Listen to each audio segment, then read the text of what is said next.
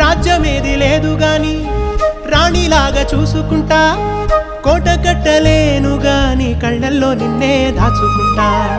రాత ఎట్లా రాసి ఉన్నా ఆ మార్చి నీతో రాసుకుంటా.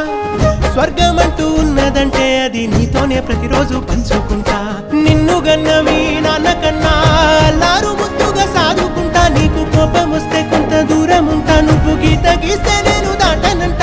కంట నీరు కంటి రెప్ప దాటకుండా కాటుకై కావలుంటా.